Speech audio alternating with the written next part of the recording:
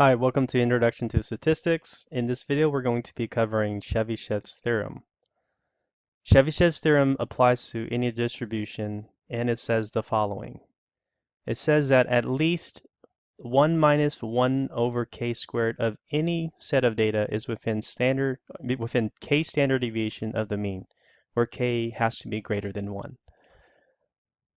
So think of this as a formula that would tell us the minimum amount of data within k standard deviations of the mean. So let's try to make sense of this by doing a couple of examples. So let's say we were looking at k equals 2. So in this case, k represents the standard deviation. So we're trying to figure out, well, what is the minimum number or percentage of data within 2 standard deviations of the mean?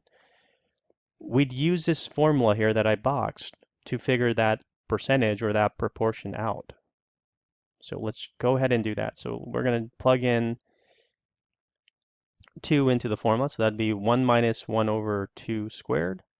So if we work this out, we get 1 minus 1 over 4, which is 4 over 4 minus 1 over 4, which is 3 over 4, which is 0.75, which is 75%.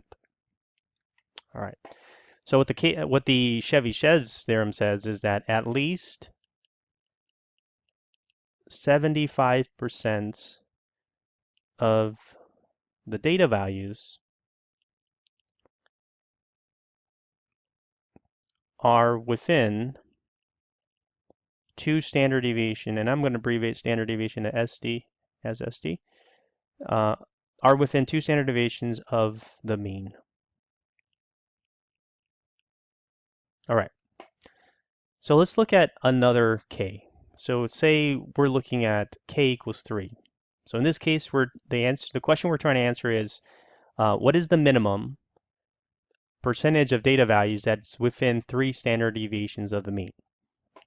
According to Chebyshev's theorem, again, we're going to plug in 3 for k. So that's going to be 1 minus 1 over 3 squared, which would be 1 minus 1 over 9, which is 9 over 9, minus 1 over 9, which is 8 over 9, which is 0.8888, and it keeps going on.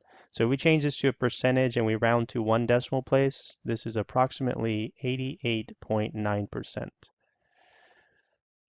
So as with the previous statement, now the Chebyshev's theorem would indicate that at least 88.9% of all data value, is within 3 standard deviations of the mean. All right, so let's look at one more example just to kind of make sense of this. So for example, let's say IQ scores have a mean of 100 and a standard deviation of 15. What can we conclude from Chebyshev's theorem in regards to the percentage of IQ scores within 2 standard deviations? So in this case, we're going to explore the percentage of IQ scores within 2 standard deviations from the mean according to Chebyshev's. So in other words, we're trying to answer this question. At least blank percentage of IQ scores are between what IQ score and what IQ score.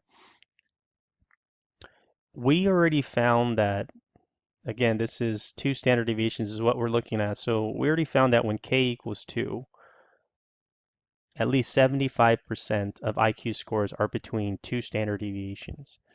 Now we have to find those IQ scores. Again, these are the IQ scores that are 2 below the mean and 2 above the mean. So that one would be 100 minus, right? 100 is the mean. 2 times the standard deviation, so that would be 2 times 15. And then this one would be 2 standard deviations above the mean, so that'd be 100 plus 2 times 15. All right, so here we have 100 minus 2 times 15 is 30, so 100 minus 30, 70. And then here we have 100 plus 30, which would give us 130. So according to Chebyshev's theorem, at least 75% of IQ scores are between 70 and 130.